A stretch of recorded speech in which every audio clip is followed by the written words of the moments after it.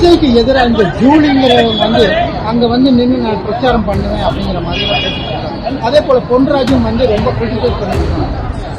அவரை போன்றவருக்கு தான் 2 நாட்களுக்கு முன்னாலும் நேரடியாக நம்முடைய காவல்துறை தலைமை இயக்குநரிடத்திலே மனுவை தரப்பட்டிருக்கிறது. தந்தையருக்கு பிறகு அடுத்த நாள் காலையிலே நான் மனுவை கேட்டுக்கொள்கிறேன் என்று அவர் கூறியிருக்கிறார். அதை நீங்கள் புரிந்து கொள்ள வேண்டும். இந்த 40 ஆண்டு காலம் எங்களை பொறுத்தவரையும் முழு பாதுகாப்பு அளிக்கின்ற நிலையே தான் உங்களுடைய பணிகள் இருந்திருக்கிறது என்பதை எல்லோரும் சொல்லியிருக்கிறார். மக்கள் சக்தி ஒன்றாக திரட்டி மக்களிடத்தை செல்வேன், மக்களுடைய தீர்ப்பை ஏற்றுக்கொள்கிறேன்.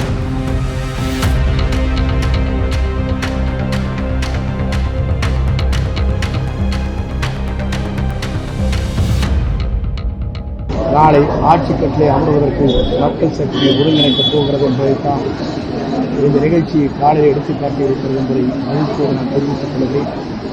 வருகின்ற 2026 அவர் ஆட்சியிலே அமர்வதை எந்த சக்தியாலும் தடுக்க இயலாது. மக்கள் சக்தி அவருக்கு பின்னாலே இருக்கிறது என்பதை மகிழ்ச்சியோடு நான் தெரிவித்துக் கொள்கிறேன். மீண்டும் கோபியில் போட்டியிடுறீங்க, 9 முறை வெற்றி பெற்று வரலாற்று சாதனை படைக்கின்றீங்க. கோபியில் 8 முறை, சத்தியமங்கலத்தில் 1 முறை, 9 முறை வெற்றி பெற்றிருக்கிறேன். இன்று கோபியிலே வேட்பாளராக நிறுத்தப்பட்டிருக்கிறேன்.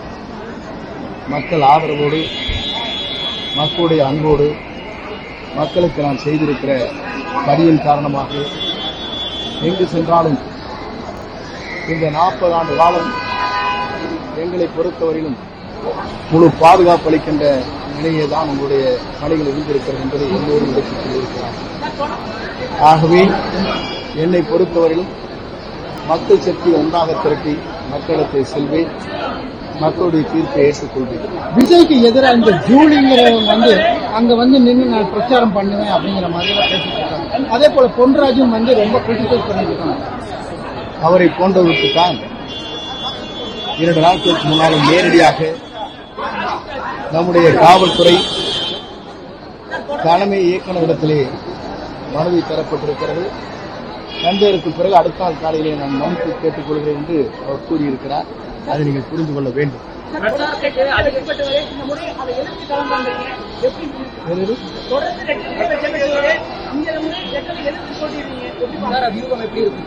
என்னை பொறுத்தவரையிலும்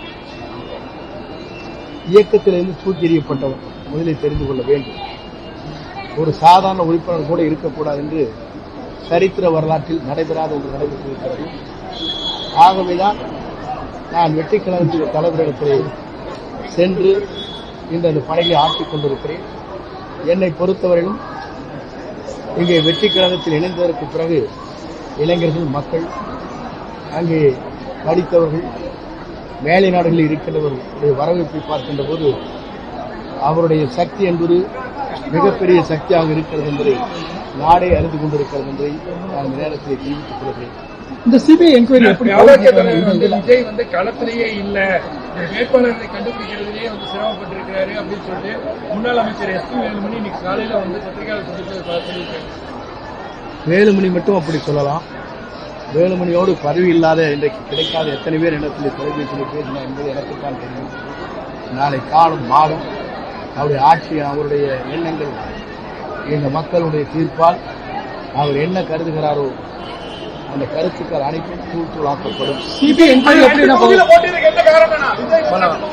எல்லா தலைவரும் 2 அம்மா வரைக்கும்